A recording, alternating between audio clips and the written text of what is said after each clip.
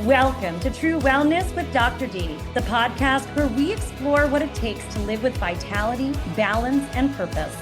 I am Dr. D, and each week I'll bring you powerful tools, inspiring stories, and expert insights to help you thrive in every area of your life. From health and wellness to mindset and navigating life's challenges, this podcast is your guide to creating a life of true well-being. Be sure to check the show notes and grab your free copy of the True Wellness Checklist so you can get started on your journey to true wellness right away. Now, let's get started. Welcome, everyone, to this episode of True Wellness with Dr. D.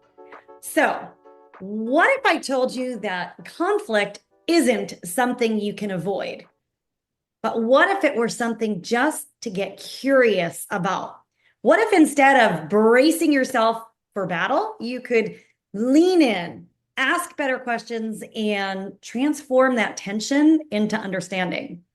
Today, we're diving into a game-changing approach with conflict resolution expert Carol Barks, and she's here to show us how becoming conflict curious can turn our toughest conversations into really powerful opportunities for conversations. So get ready. This one's going to challenge the way you think about conflict forever. Welcome, Carol. Hi, Dr. D. So nice to be here. Thanks for having me. Thanks for joining us. So you guys, Carol is so special to me because she is this just extraordinary human being with this amazing heart, but she is gifted in engaging neuroscience-based conflict and communication management. She is a leader, a mediator, a best-selling author, a sought-after keynote speaker. Gosh, she teaches at multiple universities and provides training and consultation for a variety of notable organizations. She's actually had the honor of speaking at the United Nations and was described by Fox News TV as the top neuroscience and conflict resolution expert in the United States. Carol is featured on a multitude of outlets, including NBC, CNN, ABC, CBS, The Wall Street Journal, USA Today, iHeartRadio, and she was also, this is a fun fact, a professional firefighter in the San Francisco Bay Area. What a blessing it is for us to have you here today, Carol, sharing your gifts with us. Thanks, Danielle. That was a mouthful. It It's was. funny. Well deserved.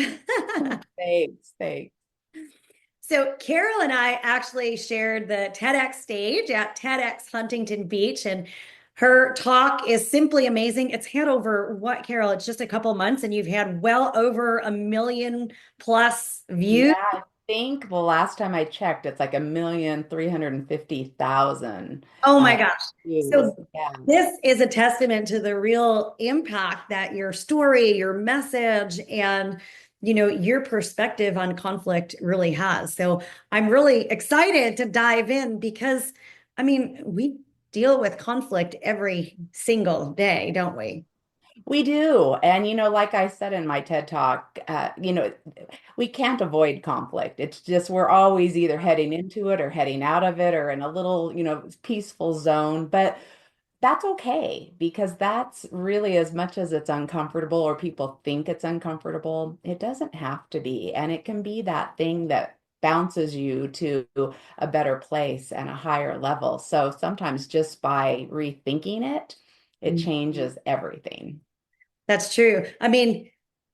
If we think about the other things in life, right? Like if we think about learning new things, when we learn something new, there's like this period where maybe we're like a little overwhelmed or we're feeling a little uneasy, but that period drives us to the higher level. And it's kind of what I'm hearing you say about conflict. Like we can take conflict and we can take it from something that may feel a little icky, maybe because we're not used to it or we're conflict averse, right? But if we actually move into it in the correct manner, it can change and transform a lot of things. For sure. And a lot of it's skill set. So, I didn't grow up having conflict resolution skills. My family was quite contentious. My mom and dad were yellers, and our job as kids were to be quiet and do what our parents said. So I didn't learn really good habits. And in fact, most of us don't. So there's some research out there that says the average internal age of our conflict resolution skills is that of a 12-year-old. And I don't know about you, but when I think of the 12-year-old version of Carol, it was not my favorite chapter in time, right? And so I think it's really about just realizing that we are, perfectly imperfect, and it's just about shoring up our skills over time. And as we do, conflict becomes so much less contentious and scary. Yeah, I love that. I mean, the truth is, at the end of the day, we're all human beings and we're all kind of struggling with the same kind of internal dialogue and the internal conversations. I think that bring us to this space of conflict. But if I even think about, Carol, the environment, the where the world today is and how like conflict is just in our face all the time. And there certainly is not any conflict curiosity. It's all this like name calling and this is wrong and you're wrong. And I don't even know where to begin with that, because I almost feel like we've forgotten how to communicate as human beings. Oh my gosh, it's so true. And even in my line of work, I fight for a living. I wake up looking for a fight. Who am I fighting with today? And I say that, and really, who am I facilitating conversations between every day as a mediator or a negotiator? And I can tell you that they're harder jobs. Every case is harder now, it seems like, because people really are locked into their positions. And that whole conflict curiosity is something that we've forgotten to do. And the problem with that is what happens is we're now having monologues instead of dialogues. And we're doing, the cancel culture of, if you don't agree with me, I'm going to unfriend you on social media. I'm Right. not listen to you anymore. And so then we surround ourselves with people who agree with us, which does not help our skill set, right? And instead, the idea is, can I maybe not agree with you, but can I listen to you just for the sake of respect of different opinions and have a conversation about those? And I think that's where the curiosity piece comes in.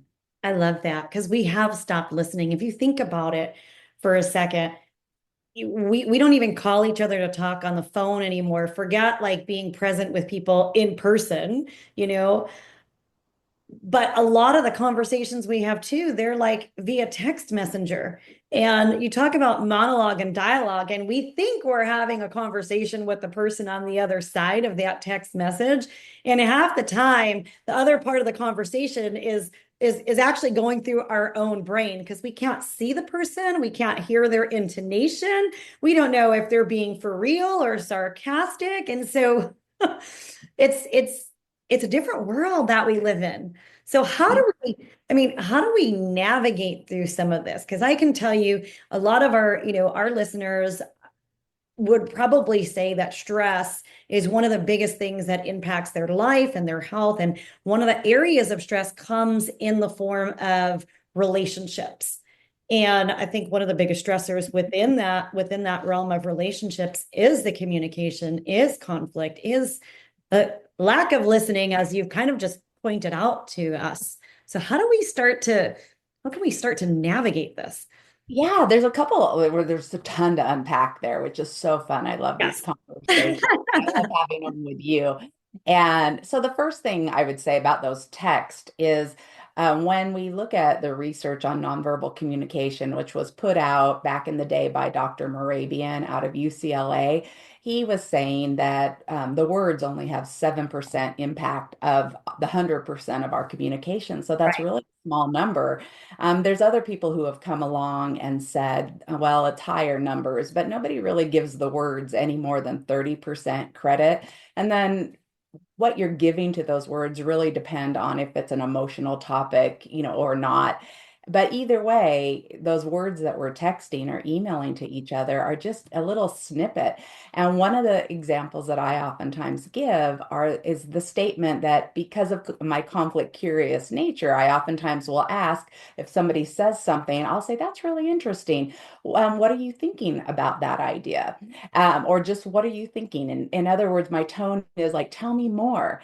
Yeah. And I went to go text that to somebody because somebody had texted me an idea and I said, what are you thinking? And thank goodness I didn't send it because that could easily come across as, what are you thinking? Right? In a text because people don't have the context. Right. So the first rule of thumb is slow down. We're Mm. so busy. None of us can get everything done that we need to do. I know for me, I wake up in the morning with a to-do list, and by the end of the day, my to-do list is higher, but I worked my Oh butt gosh. off all Yeah. day, right? Yes. So slowing down is one, and fact checking, what did I hear?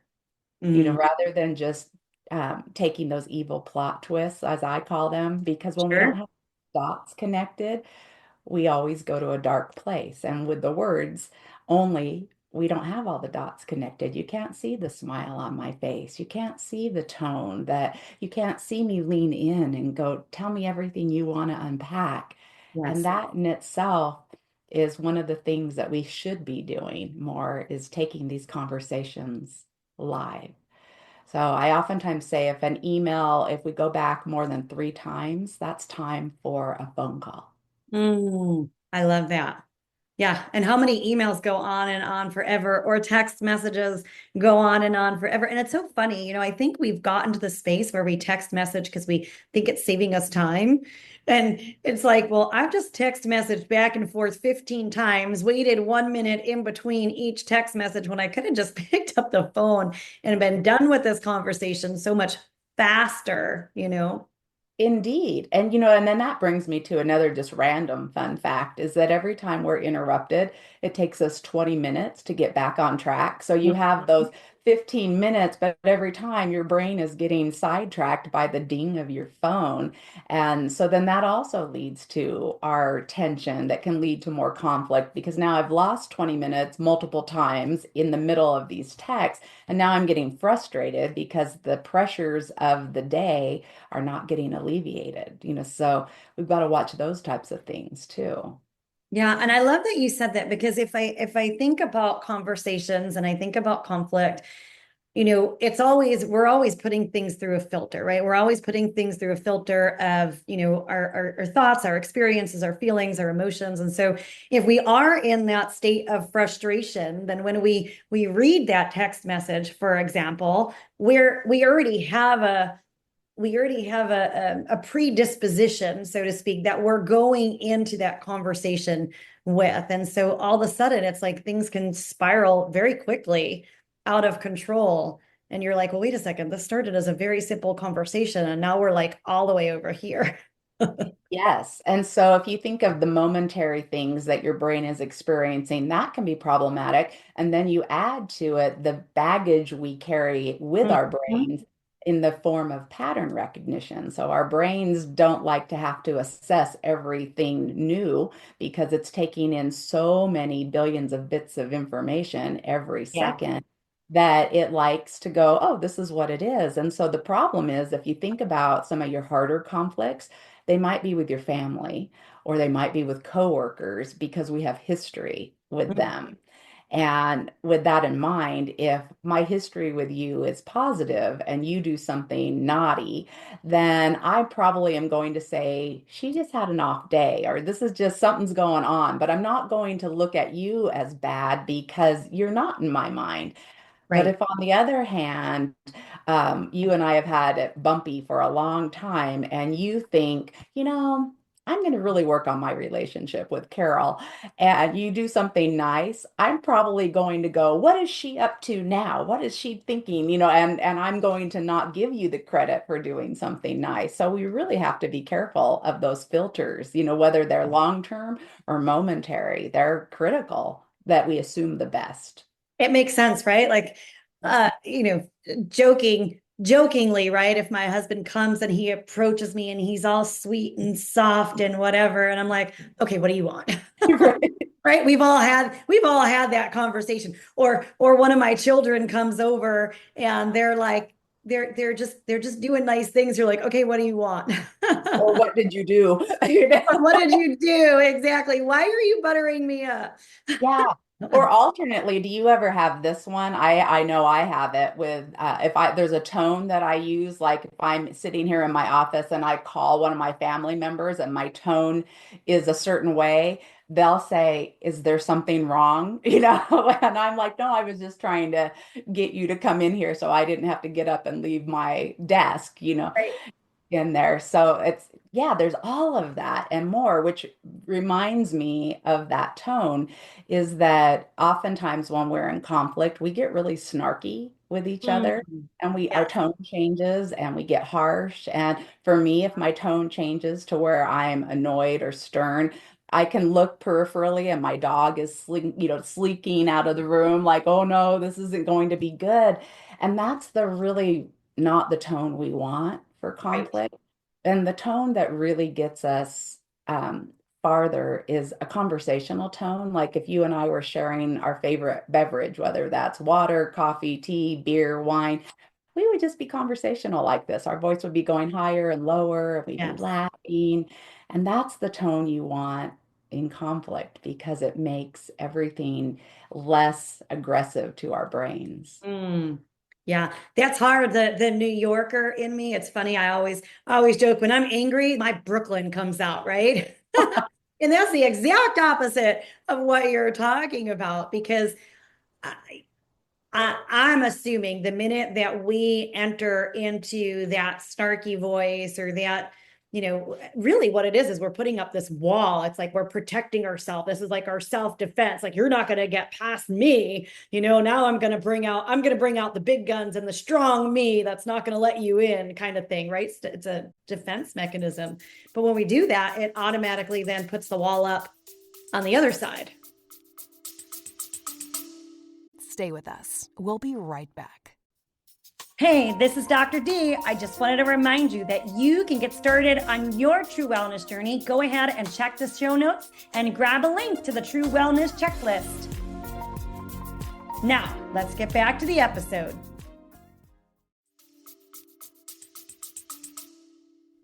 Oh yeah, and there's a great remedy for it because essentially what it is a part of our brain called the limbic system, and within the limbic system we have two little guys called the amygdala or amygdalae because there's two of them in each hemisphere of our brain, but they're responsible for our freeze, fight, or flight or fawn response, and when they trigger, our thinking part of our brain shuts down, so we're closed for business and we're just reacting. And how we react, whether we get quiet or whether we fight, is really our brain deciding what's the best approach and how big is the threat that we're dealing with.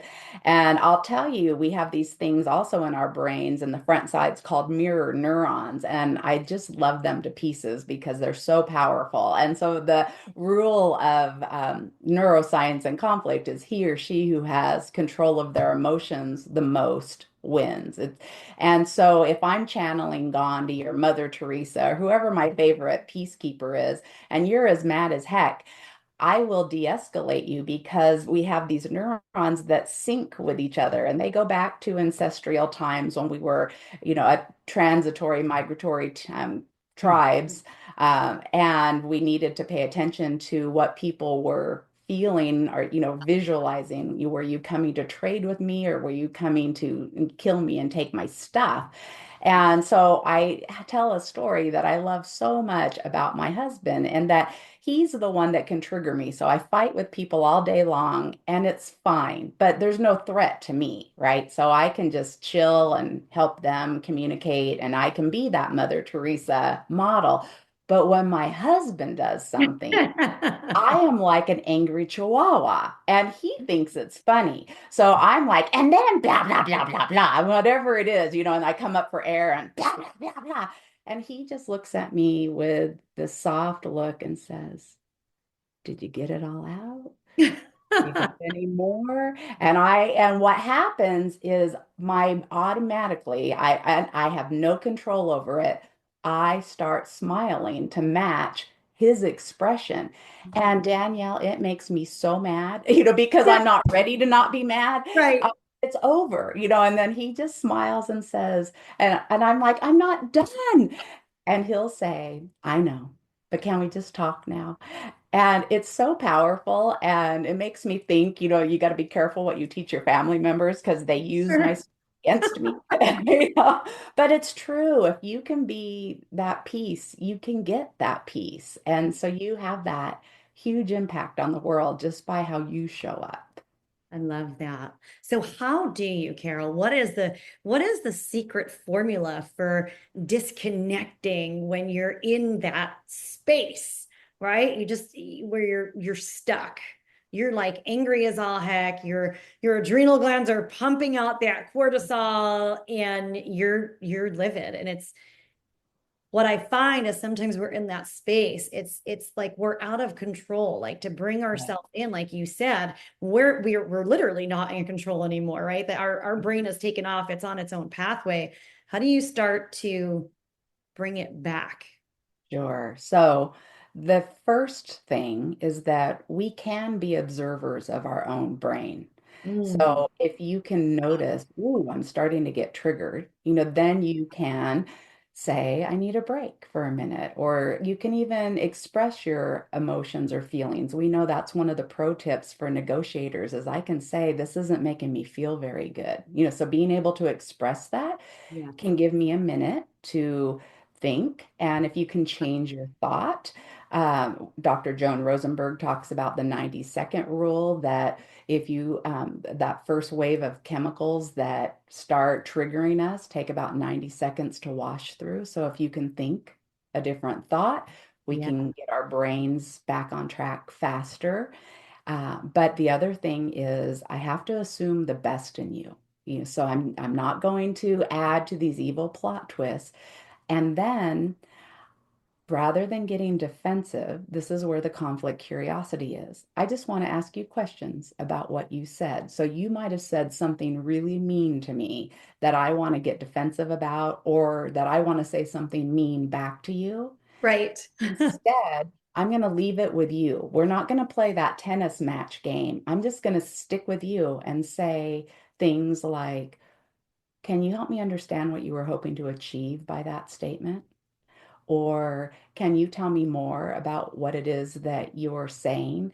There's some pretty strong statements. Are you really saying that they're all the time that I do this, or once in a while, or when do you see this come up? I'm just going to ask you the next best question. I'm going to leave it with you. And that means you have to do all the work to defend your statement or clarify your statement. And I just have to listen.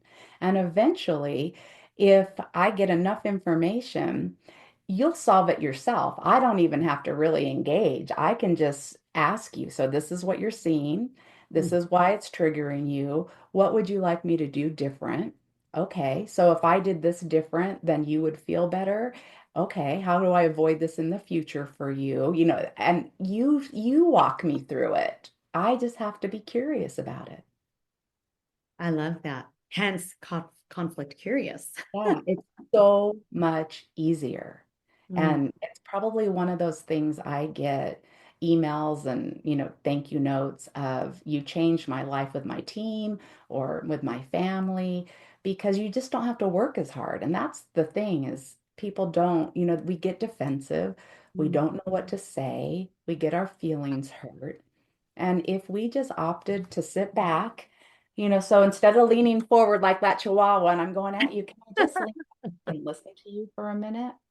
Yeah, take that threat back, take that threat Yeah, away. Mhm. yeah. Yeah, because I can't change how you come at me, right? But I can impact how I come at you, which ultimately will change how you approach me. And over time, then you learn how to approach me differently, and you don't come across as aggressive because you don't need to. I'm safer to you. Right. So so there's that, and that's for people that we interact with a lot. Sometimes there's the one-offs with the people on the road, who cut us off, or people at the supermarket who are upset about something. And really, that's still the same. I can still choose how I come at you. If it's a one-off and I'm never going to see you again, I can still be kind and then just leave. Right. Yeah. Right. We don't have to engage. I love that you said that. I feel like the environment that we live in today in our society and in our culture, it's almost like we have to defend ourselves or we have to fight back. And what you're alluding to is, hey, maybe it's just not that, right? Maybe it's okay to just step back. And if it's something that we need to engage with further, then instead of coming at it with fists up, it's like let's just ask the questions. Let's just try to listen and understand. It's true. And if I listen to you on something that's an uncomfortable topic, Mhm. I really will get some growth out of it. And the growth is going to be, I understand where you're coming from. I understand what's motivating you to feel the way that you are. And very possibly that can help me realize that, wow, we're not really all that far apart. We have a different way of viewing it, but we both want the same thing. Right. And then that leaves me to, if I unpack you and I just keep asking you questions and I just want to know everything about what you're feeling about this topic at hand, then once we get you all packed, I can say, and we don't want to say but, because but is diminishing, but and is inclusive. If I'm saying, and can I add a few more thoughts to that? Typically you're much more likely to hear me than Mhm. you would have been at the beginning if I'm just saying something and then you're saying something and then I'm saying something. Again, those are just monologues that just fall on deaf Yes. ears. Yeah. Yes. Yeah, it makes so much sense. We're not, when we're in that space, we're not hearing anything anyway. So we can choose to just respond back and have all that snippiness, Mhm. right?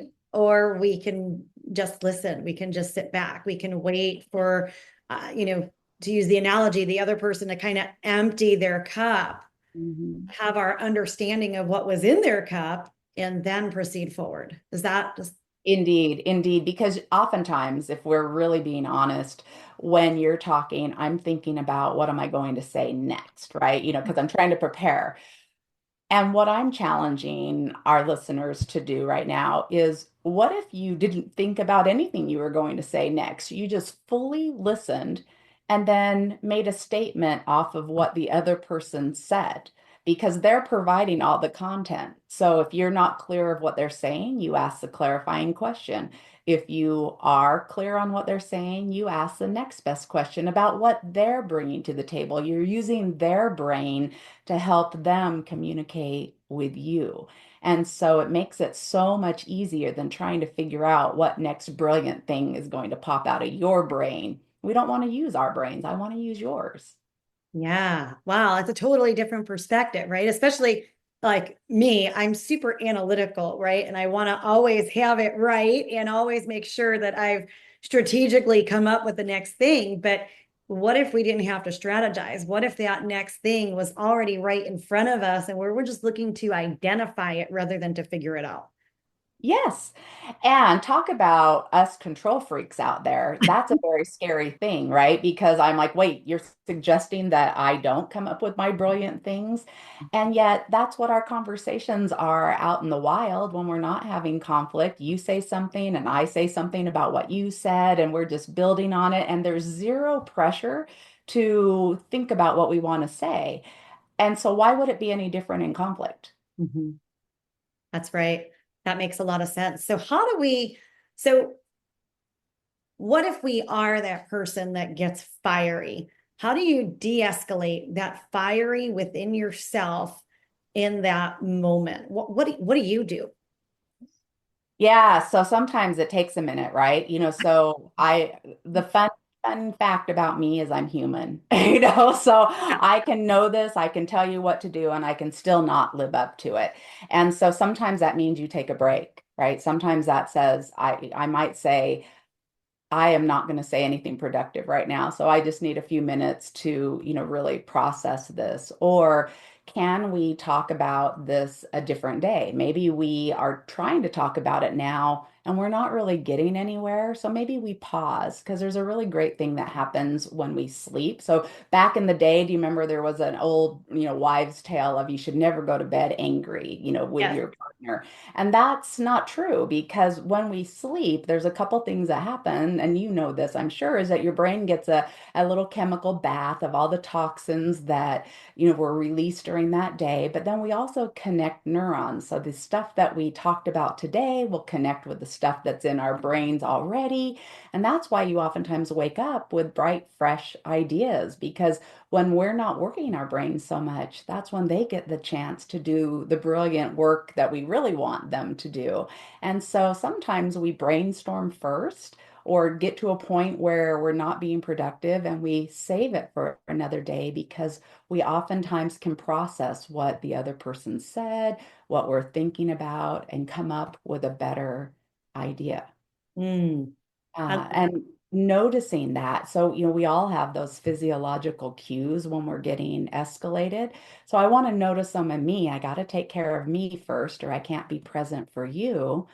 And I also want to notice yours. So, do you get red when you get mad? maybe slightly. Yeah, some people get really red, and you notice it like you have a V-neck shirt on, you'll get blotchy up here, and then it'll go and our faces will get red like a tomato.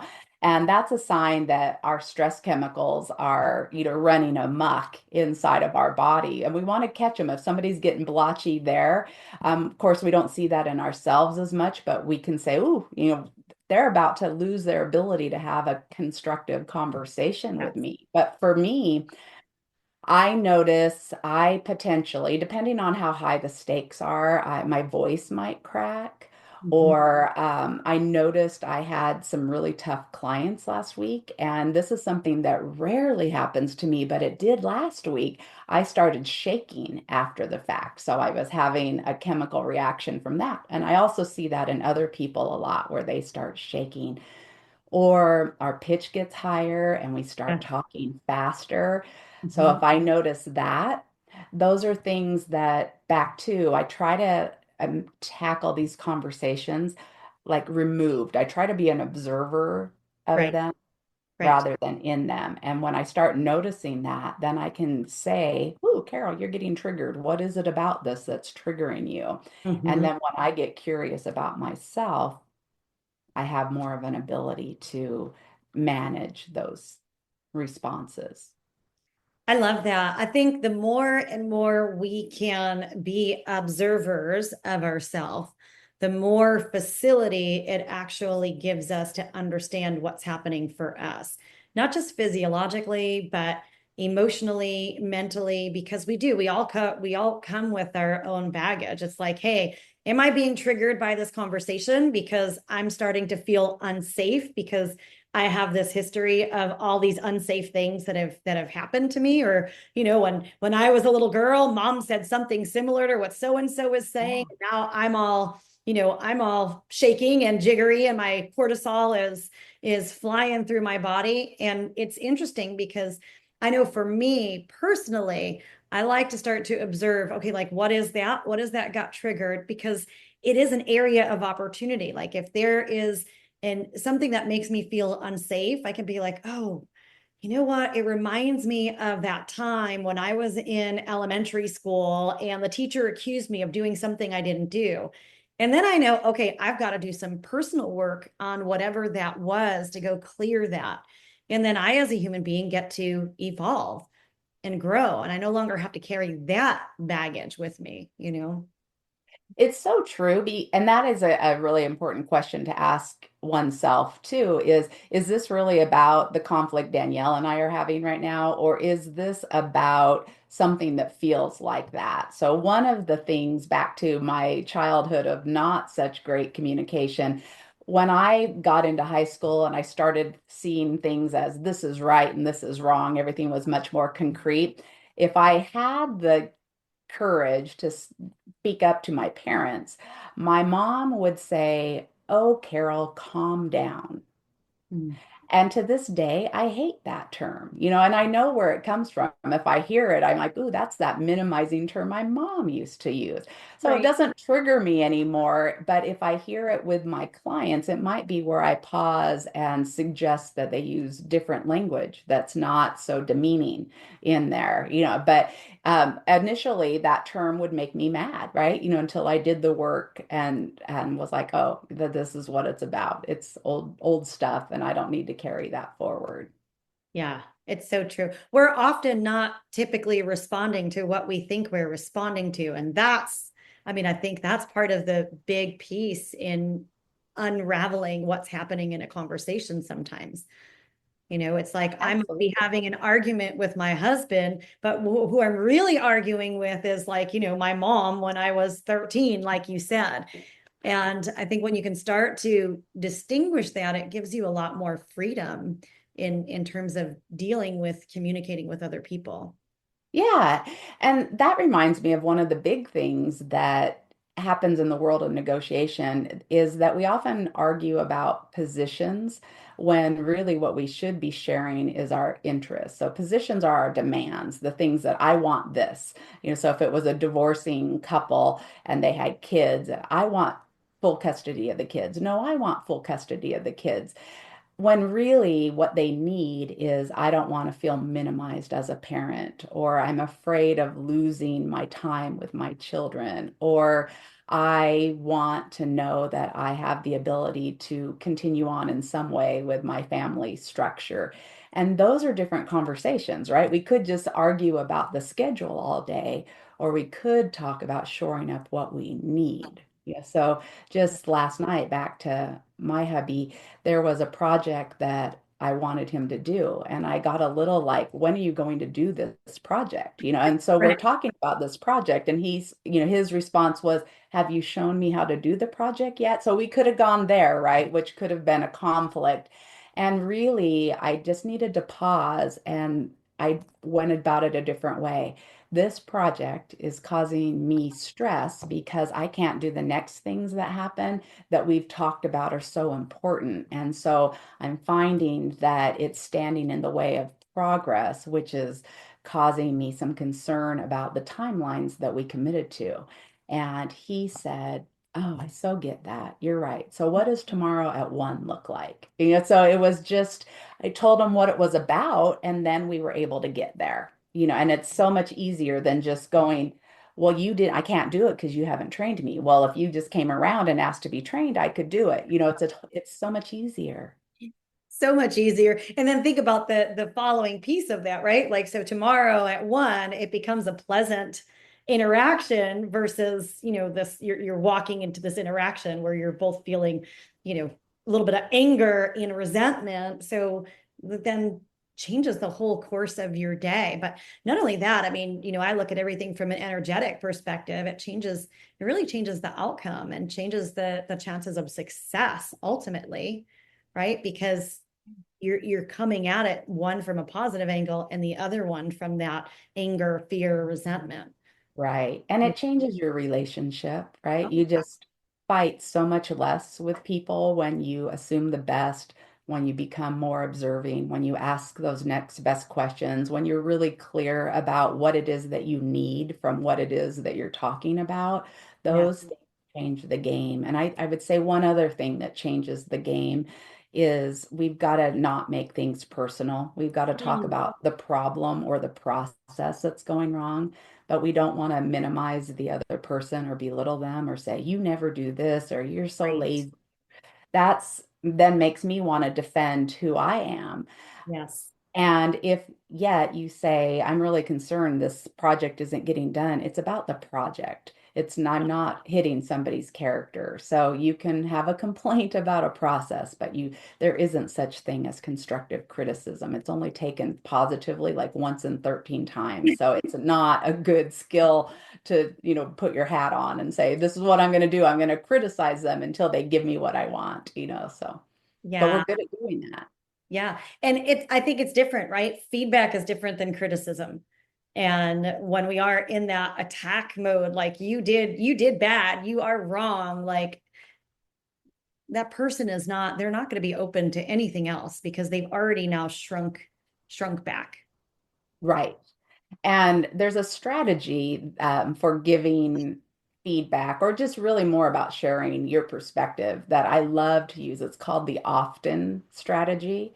Okay. And so it's an acronym, and O stands for observe, Mm. and F stands for feel, Hmm. and T stands for think, or, I oftentimes also say it can be like the story you tell yourself about it.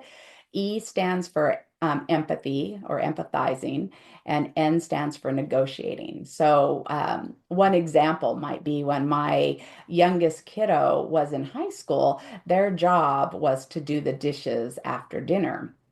But this same kiddo had a goal in life that drove me nuts. They wanted to be a professional gamer. Was so different than my college bound goal for them, right? And so gaming oftentimes happens at nighttime for the teams that they wanted to be on. And so I always, at that point in time, would make a cooked breakfast every morning because I wanted them to have a lot of protein and have a good breakfast to start off their day. And so I'd come down and the kitchen would be a disaster. So then I had to clean the dishes in order to make breakfast, which then put me behind in the work I was going to do. And it would tick me off, honestly. Yes. Using the often strategy, I could say something like, I noticed when I came downstairs the dishes weren't done. So that's what I observed. Hmm. And it made me feel so frustrated and let down and sad because that's your one chore. And the story I tell myself about this is that the dishes got in the way of gaming. And the empathizing part is I know how important that is for you. And I also know how much you enjoy breakfast. So, could we sit down and figure out a way that you can do your gaming and take care of the one chore that you have so that I don't want to kill you on regular mornings, right? And so Right. I'm not attacking my kiddo at all. I'm just talking about the situation, right? And so now we are partners in solving it rather it being me against them. I love that. I love that. It's much better than coming down and screaming, the dishes aren't done again. What the heck is wrong with you? Were you Right. Get playing me that out of darn here video game? now. Yeah. Sure, I've had dialogue come out of my mouth like that with my kids in the past. Right. Indeed. Indeed. Yeah, it changes everything and it just makes everything safer. And that's the thing is, can I create that safety around hard topics? Like it doesn't mean we're not going to be friends. It doesn't mean I think any less of you. It just means that we don't see eye to eye on something yet, maybe. It's so true. And the biggest thing is going back to what you said earlier is the pause, right? We've got to actually stop and pause before we begin these conversations. Otherwise, it's a survival mechanism as human beings. We're always looking out to survive, and that's the way our brain was designed. But if we can take that pause, then we can move into a different pathway, right? We can take the conversation in a different direction versus where that most knee jerk would take us. Right, exactly. And that pause is especially available to you when you're dealing with email or text. You don't have to Mhm. just go bam, bam, bam, bam, done, and then you make a statement that you're going to regret. You've made the situation worse. Yeah. And that whole old saying of two wrongs don't make a right, you either can help, you either are making a deposit or taking a withdrawal from the relationship. And you should not ever be doing withdrawals. We do them from time to time accidentally, but just because somebody took a withdrawal doesn't mean you should. That does not get us out of this conflict any faster. It just makes them feel like they are justified in their thoughts and that they don't have to listen to you. So Right. and I want people to listen. I think if our mouths are moving, we're hoping somebody's going to listen to us, right? Yeah. Yeah. It's one of our basic needs as a human being is just to be seen and heard. Yeah. Yeah, and at the same time, we don't deserve to be abused. So I'm not saying you don't have boundaries. Right. And I can say if somebody's yelling at me, I can ask them, can you can you just talk a little softer? I can hear you better when you're not yelling at me. Or I can even ask, did you notice you're yelling?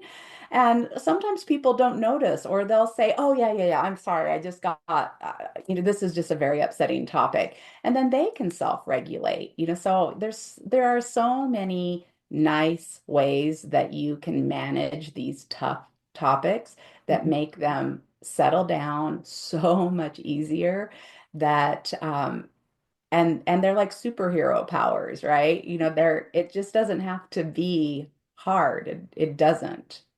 Yeah.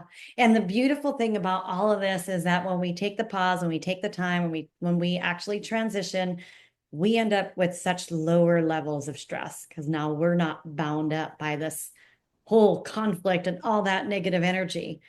So there's so much benefit to it. Yeah, and of all people would be able to talk to the benefits of our body of not having stress, Yeah. right? But when Mhm. we're stressed, it lowers our IQ points, and who wants that, right? And our memory gets tanked, and yeah, it's brutal. Yes, we can't have an effective conversation anyway. Right. For So we're sure. literally spinning our wheels just in the wrong direction unless we take that pause, unless we kind of figure it out. And like you said, sometimes it's just about stepping away for a little while, you know? Indeed. And if we shut people down, I've been talking a lot about interpersonal relationships as far as our, intimate partners or family, but even at work, if we shut down the ability to have difficult conversations, then people will self-silence because it's just not worth the trouble. And then that impacts our organizations, by billions and billions of dollars in conflict. And there's statistics out there that talk about managers spend a good chunk of their time managing conflict. If we didn't have that conflict and we could have productive conversations that express concerns or differences, then we could all actually do the work that we want to be doing that move organizations forward rather than spending time doing damage control on bad communication skills. Mhm. Yeah, the world would be a different place, wouldn't it? Our Yeah. whole environment would be different if we just started to ask questions differently, approach conflict differently, and pause, and Yes. communicate like human beings. Yeah. Yeah. Yes. I And love that. wonder why. So sometimes, say that you're listening to this podcast and you've written down all these notes and you are now like, I'm going to learn all these things step by step by step. Then the other person comes in hot and they've not listened to this podcast and they have all those naughty behaviors that I'm suggesting you should try to avoid. Then what do we do with that, right? That means that we have to meet them where they're at. That might be where you have to do those boundaries. That might be where you're teaching them by way of your communicating that to behave differently. And have you ever noticed when there's somebody who just is like Dr. D, you would know, like working with Jean-Louis, he just Yeah. is like the nicest man. He's our movement coach and he's the nicest man on the planet. And I doubt he has a lot of people arguing with him because that's just not, he kind of comes across like Yoda, right? He He's, does, very much so. Yes. yeah. And so you just don't go there. Like you just don't need to because he's just not creating that space. It's just going to be okay. Yeah. And it is. Yeah. It's so true. It's so true. And that, I mean, I think that goes back to the whole mirroring aspect that you talked about. Like if you're coming in really soft, eventually that other person is they're going to have to come down. Yeah. And it doesn't mean not firm, Right. right? Like, um, you might be saying that might be, and still, I am going to request that you do this, or I'm going to walk away until we can have a more productive conversation. And if you feel like we can talk, let me know, and I will hop back in with you. But this doesn't feel good to me right now, so I need to step away. You can say those things. Yeah. Just say them firmly but kind. So a lot of people will say, well, I'm really direct. And I am too. I'm very, very direct, but I'm always kind in my directness. Right. Right. There's a difference between kind and nice, right? We don't Yeah. we don't have to pretend to do things that are nice, but we should always be kind. Yes. Yeah. Yes. And I think there's also just the idea of respect. Like, just because you have a different opinion than I do doesn't mean you don't deserve respect. It just means we have a differing opinion, right? I still should respect you as a human. Yeah, I know I always look to have that space of empathy, like wonder what it's like in their shoes, like what it's like over there, what's happening for them. And I think when we can do that, we can understand that we recognize that, hey, we're all human. That person over there is struggling with the same things that I might be struggling with over here, even though we have completely opposite views or opinions or, stances or what have you. Yeah, and then that's another brain hack, right? Is we all like people who are like us. We like people that look like us. We like people who have the same birthday as us. We like people who have the same. And that's just our self-sorting of our brain. So we're not as comfortable around people who have differing opinions or are different than us. And yet, when we look at what makes dynamic teams and the teams that come up with the best ideas, they are teams that are very diverse in their thought processes. And we as humans oftentimes are really uncomfortable with that. And yet, in that discomfort is where those brilliant ideas come from because people push us beyond yeah, I think exactly what you think, when really there could be maybe a little bit more, right? And so commonalities can help us open our ears to people.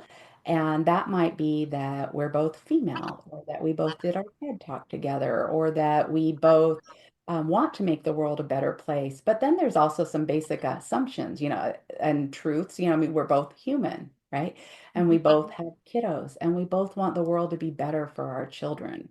Yeah. And that can start right where we're at. So there's a book I'm reading right now just because I'm always in the world of conflict, and because our world is so chaotic, it's really around how do you bring peace when there's civil wars. And the person who wrote the book has gone and done a lot of mediations in countries that are fighting, all over the world, whether it's in Africa or Europe and what they found is the thing that's the game changer is the people around us. So the community that shores us up, the you and me getting together and going, this isn't working for our kids and our grandkids. And what are Yeah. we going to do? And what do you know is going on your side? And here's what I know what's going on my side. And what do we want to try to do? Well, maybe we want the village market to stay open because that's where we all get our food and trade. So maybe Yes. we create processes so that we can all go get what we need. And then in our talking, you go back and share what you know. Really they're not that bad. They're just as terrified as we are about all of this or concerned. And then those are the things that make the move. So I think right now we have this thought that the world is really uncertain and it's really scary and there's really a divide, and there is. Mm. Still, we have so much power to create the change on such a little level Oh, by communicating with each other locally. yes, absolutely. Absolutely. I love that. Carol, thank you so much for being here with us today and sharing this. I always ask our guests, what are three things that our listeners can take on right now to begin to transform in their world of, conflict and dealing with other people in their life? What are those top three things that we can leave them with? Learn to be curious, not just about what they're saying, but what it is that's really driving them. So don't pay attention to the words as much as you are like, where are they coming from? What's really on their mind? And then if you're not sure, be curious. And even if you think you are sure, be curious, ask those questions, and then always show up the way you want other people to be because you have so much ability to change the trajectory of your conversations by being the person you want to be in communication with. I love that. That puts the power back in our own hands, and that is a beautiful thing. And you guys, please check out Carol's TEDx talk. It is moving, extraordinary, and will certainly bring home this piece of conflict curious. The link for her TEDx talk is in our show notes. And Carol, how can people learn more about you and your work and all the wonderful things that you are up to? Yeah, they can go to my website, carolbarkes.com, and it's Barkes. And they can always reach out to me if they want me to come teach, train, speak. I'm always happy to do that. And even if people have a random question, they can just connect with me, and I'm always happy to follow up. We all have to help each other, right? And so I'm always around. Awesome. Thank you so much, Carol. And thank you everyone for joining us for another episode of True Wellness with Dr. D. We'll see you next week. This is Dr. D reminding you to tune into your body, connect with what matters, and embrace the journey to true wellness. If you enjoyed today's episode, be sure to subscribe, leave a review, and share it with someone who's ready to redefine their health. Be sure to grab a copy of the True Wellness checklist right in the show notes. Let's keep redefining wellness and empowering change together. See you for the next episode.